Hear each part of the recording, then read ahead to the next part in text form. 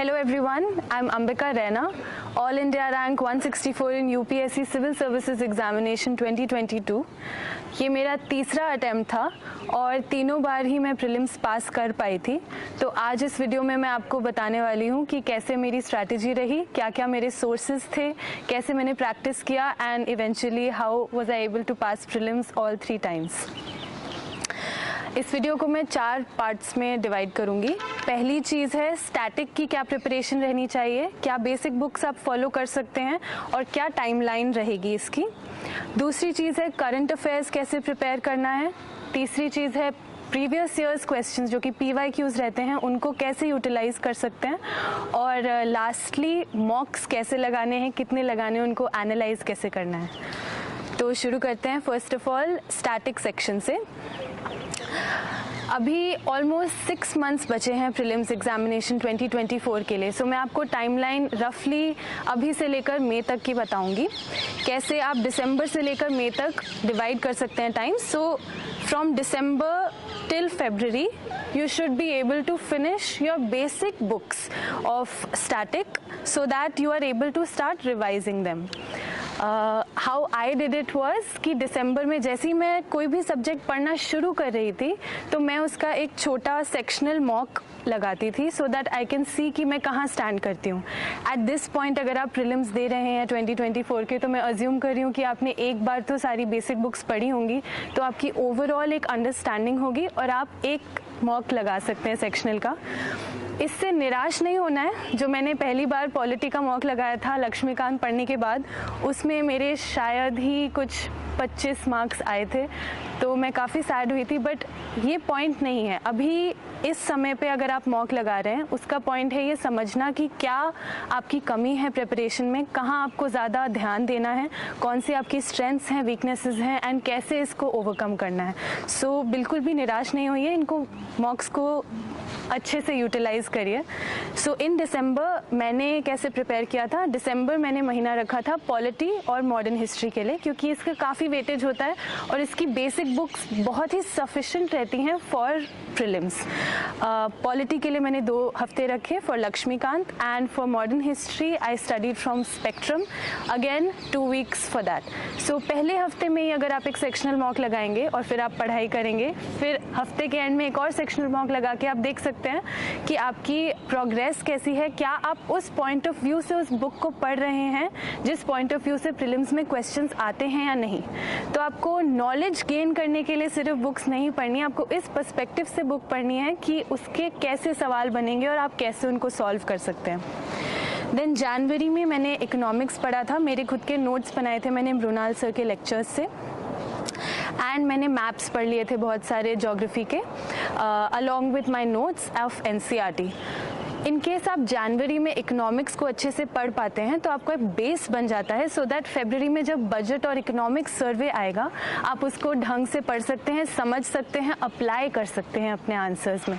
सो ये बहुत इंपॉर्टेंट रहता है कि before the budget comes out, before the economic survey comes out, you have a strong foundation in economics. So from December to January 4 subjects आपके पूरे हो गए, polity, modern history, economics as well as geography. अब आते हैं फरवरी में। फरवरी में मैंने किया था environment from Shankar book and art and culture from Nitin Singhania sir's book and ancient and medieval history मैंने पढ़ा था from Tamil Nadu state books. So this was my February schedule. आप एक हफ्ता या 2 हफ्ता दे सकते हैं एक सब्जेक्ट को। सबसे ज़्यादा इम्पॉर्टेंट क्या रहता है इसमें कि आप जो सेक्शनल टेस्ट्स हैं, जो मॉक्स होते हैं, sectional test of prelims mocks, उनको सही तरीके से यूटिलाइज करें, क्योंकि आप कांस्टेंट फीडबैक लूप में जा सकते हैं। अगर आप एक सेक्शनल टेस्ट दे रहे हैं, आप समझ रहे हैं ये मेरी वीकनेस है, यहाँ पे मुझे नहीं समझ आ रहा है, ये मेरी गलतियाँ हो रही हैं, और फिर आप जाके फिर से पढ़ रहे हैं वो बेसिक बुक और समझ रहे हैं कि कैसे आपको आंसर करना है, तो वो आपके लिए बहुत ज़्यादा फ़ायदेमंद होगा और आपका माइंड एक तरह से ट्रेन हो जाएगा कि कैसे सवाल को देखना है और उसका आंसर कैसे देना है। इसका मतलब फरवरी तक आपका सारा polity, modern history, economics, geography, environment, ancient and medieval history as well as art and culture एक बार अच्छे से पढ़ा जा चुका है सारी बेसिक बुक्स से। इसके बाद आते हैं हम करंट अफेयर्स सेक्शन पे। करंट अफेयर्स एक बहुत ही ऑनगोइंग प्रोसेस रहता है। मैं रोज़ 2 न्यूज़पेपर्स पढ़ती थी, the Hindu and Indian express. आप एक भी अगर बहुत रिलीजियसली फॉलो कर रहे हैं तो आई फील वो इनफ हो सकता है, as long as you are compensating in the other departments such as current affair dailies, current affair monthlies. I used to solve 10 questions every day, जो कि बहुत सारी कोचिंग इंस्टीट्यूट्स होते हैं वो रोज़ 5 questions a day, 5 questions a day ऐसे करके बनाते हैं रोज़ प्रीलिम्स के लिए। तो मैं रोज़ 2-3 वेबसाइट से 5-10 क्वेश्चन सॉल्व करती रहती थी रात को बैठ के। बहुत ही कैजुअल सा एटमॉस्फेयर होता है, इसको बहुत सीरियसली लेने की ज़रूरत नहीं है, बट जब आप रोज़ 5-10 क्वेश्चन सॉल्व करने की आदत बनाएंगे तो धीरे धीरे आपका स्टैमिना बनेगा, सो दैट आप 100 क्वेश्चंस भी एक साथ सॉल्व कर सकते हैं। सो करंट अफेयर्स के लिए क्या हो गया, एक तो हो गया डेली न्यूज़पेपर रीडिंग, बहुत ही रिलीजियसली करनी चाहिए। दूसरी चीज़ है फॉलोइंग डेली क्विजेस जो 5-10 क्वेश्चंस आते हैं of coaching institutes. Third most important thing is any coaching monthly magazine को आप फॉलो करें, बिकॉज उसमें बहुत माइन्यूट डिटेल्स होते हैं जो कि आप न्यूज़पेपर रीडिंग से शायद मिस आउट कर रहे हो। अगर आप न्यूज़पेपर डेली पढ़ रहे हैं तो आपको मंथली मैगज़ीन पढ़ना काफ़ी इजी रहेगा, बिकॉज काफ़ी सारी चीज़ें रिपीट होती हैं, एडिटोरियल्स रिपीट होते हैं, कॉन्सेप्ट्स रिपीट होते हैं, थीम्स रिपीट होती हैं। So it's kind of a revision, आप कॉन्स्टेंटली एक रिविजन मोड में चलते हैं तो आपके दिमाग में वो चीज़ अच्छे से बैठ जाती है। सो मैं कहूँगी करंट अफेयर्स के लिए newspapers, daily quizzes, monthly magazines, and then since हम लोगों ने फरवरी में अपना सारा स्टैटिक ख़त्म कर दिया था, March onwards you can start reading PT 365। ये जो पूरे साल का करंट अफेयर्स रहा है उसमें से जो भी इम्पॉर्टेंट स्टैटिस्टिक्स हैं, डेटा पॉइंट्स हैं, इम्पॉर्टेंट फैक्ट्स हैं, वो सारी चीज़ें कंपाइल करके रिलीज़ होती हैं PT 365 में, जो कि प्रीलिम्स पॉइंट ऑफ व्यू से बहुत ज़्यादा इंपॉर्टेंट रहती हैं। सो मार्च ऑनवर्ड्स आप PT 365 पढ़ना शुरू कर सकते हैं। इसको एकदम ध्यान से पढ़ें, एक एक लाइन इसकी इंपॉर्टेंट होती है, उसको एक बार में याद करने की कोशिश ना करें, ट्राई करें कि आप इसको 2-3 बार रिवाइज कर पाएँ सो दैट आपके दिमाग में वो बैठ जाए। So this was for current affairs. अभी हमने देखा पहली बात static books, second was current affairs, and thirdly how to use previous years questions. So इसके 2 तरीके हैं और मैं दोनों आपको बताना चाहूँगी। पहली चीज़ है प्रीवियस ईयर्स क्वेश्चंस। बहुत सारी कोचिंग की वेबसाइट्स होती हैं जिसमें वो सेग्रीगेटेड रखते हैं सब्जेक्ट वाइज। सो अगर आप हिस्ट्री पढ़ रहे हैं तो उसमें subject wise previous years question segregated रहेंगे, जो ज्योग्राफी पढ़ रहे हैं तो उसके क्या क्या क्वेश्चंस रहे हैं।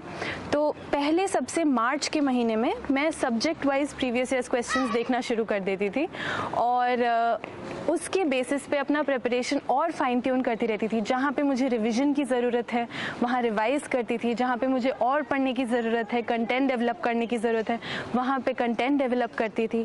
सो प्रीवियस ईयर्स क्वेश्चन को बहुत स्मार्टली यूज़ करना है, क्योंकि ये एक बहुत कीन इंसाइट है into the minds of the examiner. जो एग्जामिनर है उसने आपको बहुत बेसिक सा, यूपीएससी आपको बहुत बेसिक सा सिलेबस देता है प्रीलिम्स का, उसमें इतना ज़्यादा कुछ इंसाइट नहीं मिल पाता है, बट आप सबसे ज़्यादा इंसाइट प्रीवियस ईयर्स क्वेश्चन से देख सकते हैं। जब आप प्रीवियस ईयर्स क्वेश्चंस को अच्छे से पढ़ेंगे, समझेंगे कि वो क्या पूछना चाहते हैं, तो एक तरह से आपका माइंड ऐसे वर्क करने लगेगा कि क्या एग्जामिनर ढूंढ रहा है, किस टाइप के सवाल पूछे जा रहे हैं। So previous years questions first of all subject wise आप पढ़ लें। उसके बाद जब अप्रैल और मई का महीना आता है और प्रीलिम्स बहुत क्लोज हो जाता है, तो मैंने काफ़ी सारे प्रीवियस ईयर्स क्वेश्चंस जो पिछले 5-10 साल के प्रीवियस ईयर्स क्वेश्चंस होंगे वो पूरे सॉल्व किए थे, प्रॉपर एग्ज़ाम टाइप इन्वायरमेंट में बैठ के, विदाउट सीइंग द आंसर्स, सही तरीके से बिहेवियर रख के कि मैं एग्ज़ाम हॉल में बैठी हूँ, सो दैट मेरे माइंड को समझ में आए कि ये सीरियसली लेना है और स्टेक्स बहुत हाई हैं, और उसी तरीके से उसी माइंडसेट के साथ वो सॉल्व किए जैसे कि मैं एक्चुअल एग्ज़ाम दे रही हूँ। तो आप प्रीवियस क्वेश्चंस को ऐसे भी यूज़ कर सकते हैं, क्योंकि एग्जाम टाइप एनवायरनमेंट में कैसे आप अप्रोच करेंगे चीज़ों को वो बहुत डिफरेंट होता है from the comfort of your home. So ये तीसरी चीज़ देख ली हमने, प्रीवियस ईयर्स क्वेश्चंस को कैसे यूज़ करना है। Now lastly but most importantly, मॉक्स कैसे लगाने हैं प्रीलिम्स के। If I see one thing which helped me pass prelims every single time, I will definitely say it was the number of mocks I gave and how I analyzed it. तो सिर्फ ये important नहीं रहता है कि आप कितने सारे मॉक्स लगा रहे हैं, उसके साथ साथ इक्वली इम्पॉर्टेंट ये रहता है कि आप उसको एनालाइज कैसे कर रहे हैं। तो सबसे पहली बात तो आपको एटलीस्ट मतलब आपको नहीं पर मैं अपने लिए जो गोल बनाती थी कि एटलीस्ट 50 to 80 मॉक्स मेरे को पूरे सॉल्व करने हैं, full tests 50 to 80 before my actual prelims paper. So that was a goal I set for my self. आप अपने हिसाब से देख सकते हैं, अगर आपकी ग्रोथ और मार्क्स बहुत अच्छे आ रहे हैं तो शायद आपको कम की ज़रूरत हो। मैं जब स्टार्ट किया था प्रिपरेशन तो मेरे मार्क्स बहुत ख़राब आते थे, तो I needed so many prelims papers to practice and finally reach a place where I was confident that I would be able to clear the cutoff. सो अप्रैल के महीने में मैं रोज़ एक फुल टेस्ट लगाती थी और मई के महीने में मैंने रोज़ 2 फुल टेस्ट लगाए हैं। एक सुबह में लगाती थी, एक शाम को लगाती थी। बट फुल टेस्ट लगाने के अलावा जो मैंने किया है उसके बाद वो ज़्यादा इम्पॉर्टेंट है। After I use to give the paper I use to sit with my questions. मैं देखती थी कि कौन से वो सब्जेक्ट्स हैं, क्या मैं हिस्ट्री में वीक हो रही हूँ, क्या मैं साइंस टेक में वीक हो रही हूँ, क्या मेरा आर्ट एंड कल्चर स्ट्रॉन्ग है। ये सारी चीज़ें मैं अच्छे से बैठ के एनालाइज करती थी। और दूसरी चीज़ जो मैं देखती थी कि मेरी एक्यूरेसी कितनी है, क्या अगर मैं एक ऑप्शन एलिमिनेट करके कुछ टिक कर रही हूँ तो वो सही आ रहा है कि वो गलत आ रहा है, क्या मैं 2 ऑप्शन एलिमिनेट करके टिक कर रही हूँ तो मेरा कितना एक्यूरेसी आ रहा है, अगर मैं बिल्कुल ही श्योर हूँ फिर भी मेरा कितना एक्यूरेसी आ रहा है। तो ये दोनों चीज़ें जब कंबाइन हो जाती हैं, जब मैं देख सकती थी अच्छा अगर मैं हिस्ट्री का कोई सवाल करती हूँ और उसमें 2 ऑप्शन एलिमिनेट करती हूँ तो मेरे मोस्टली सही आ रहे हैं, और अगर मैं साइंस और टेक में 3 भी एलिमिनेट कर रही हूँ तो भी मेरे गलत आ रहे हैं, तो मुझे उससे अपनी ही स्ट्रेंथ समझ में आएगी कि कौन सी जगह पे मुझे रिस्क लेनी चाहिए और कौन सी जगह पे मुझे कॉन्फिडेंटली वो क्वेश्चन छोड़ देना चाहिए। क्योंकि जब आप एग्ज़ाम हॉल में बैठे होते हैं उस टाइम आपके पास आंसर की नहीं होती है। यूजुअली लोग मॉक्स में आंसर की साइड पे रख के थोड़ा बहुत देखते रहते हैं, अच्छा मेरा सही जा रहा है कि गलत जा रहा है, कैसा जा रहा है पेपर।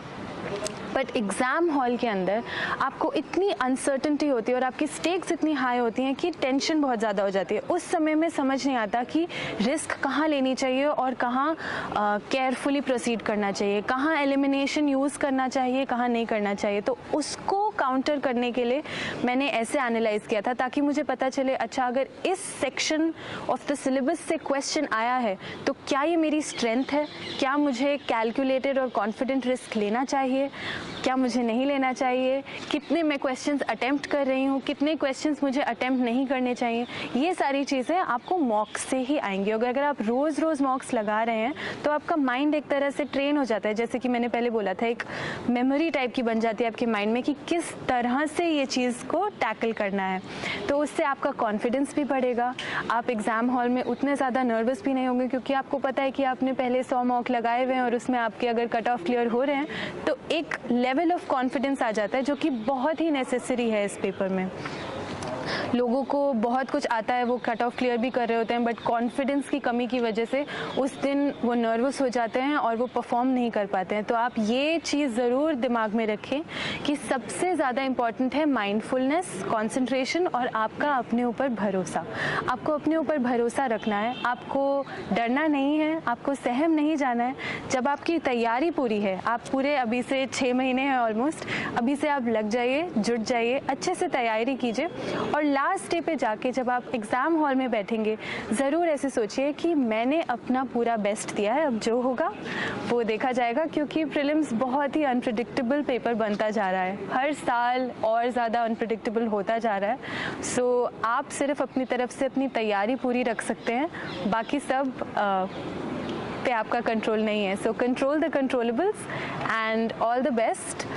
लास्टली मैं कहना चाहूँगी कि सीसैट को बिल्कुल भी इग्नोर ना करें। सीसैट भी हर साल और ज़्यादा कॉम्प्लेक्स, कॉम्प्लिकेटेड, टफ, डिफ़िकल्ट सब होता जा रहा है। सो डेफिनेटली सीसैट को बिल्कुल इग्नोर ना करें, बिल्कुल लाइटली ना लें, उसके लिए पढ़ें, उसके मॉक्स लगाएं, देखें कि आप उसमें स्कोर कर पा रहे हैं कि नहीं कर पा रहे हैं, so that day you are confident in your preparation and you are able to give your best. All the best.